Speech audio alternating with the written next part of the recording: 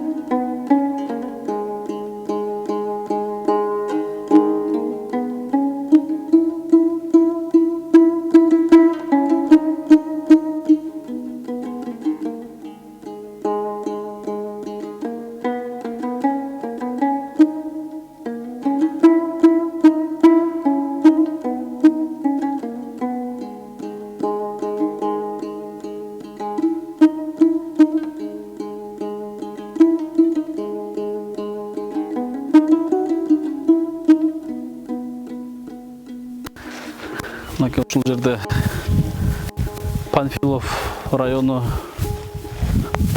кече 19 май күнү Мээргүл карындашыбыз жерге берилди. Бул карындашыбыз 6 ай мурун Индиядан боорун операция жасатып келди эле. Ичер суусу жегенге тузу түгөнгөн экен, бул жарыкча шоо менен кошо ичип кете берди. Бул карындашыбызга канчалаган кыргыз элим, канчалаган мекендештер, бир туугандары, жакындары аябай аракет кылды. Канчалаган эл аракет кылды, бирок бардыгыбыздын тагдырыбыз бир Алланын колунда экен, алып кала албадык.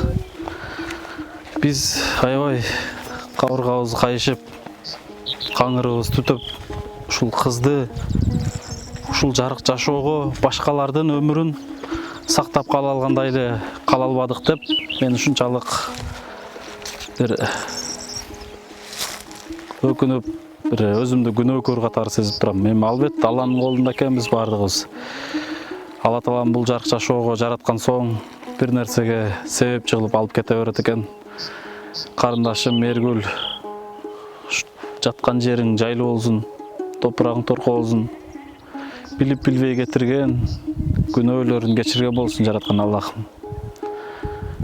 Айлардын ыйык Рамазан айында, айлардын султаны болгон Ороз айында ушу жанын алып турат. Буйруса жайын жаннаттан бейиштен орун берген болсун карындашым. Мен ушунчалык жанагындай кайгырып турам. Мергүл, сени биз алып кала албадык.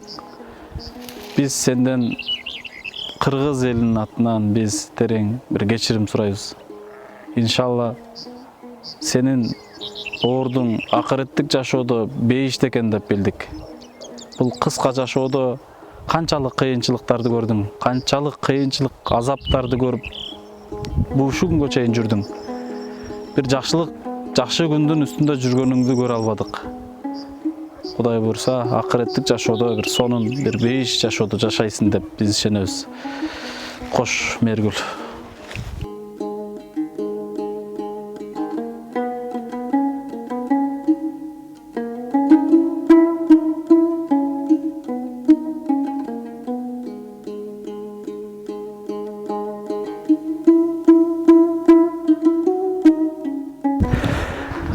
Мына туугандар, ошентип Мергүл деген эжебиздин дагы акыркы сапарга узаттык.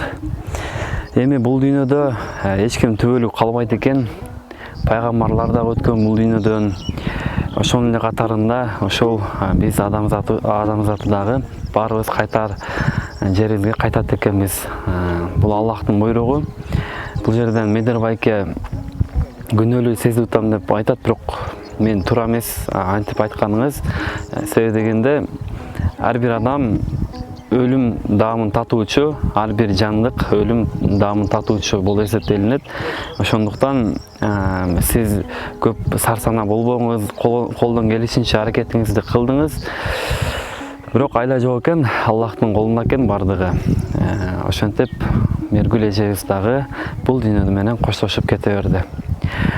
Мергүл эже, жайыңыз жанаттан болсун. Аллах Таала Фирдавс бейишинен орун берген болсун. Бүткүл жакындарына, ата-энесине, үй туугандарына сабырдуулук тилейм. Сабырдуу болуңуздар.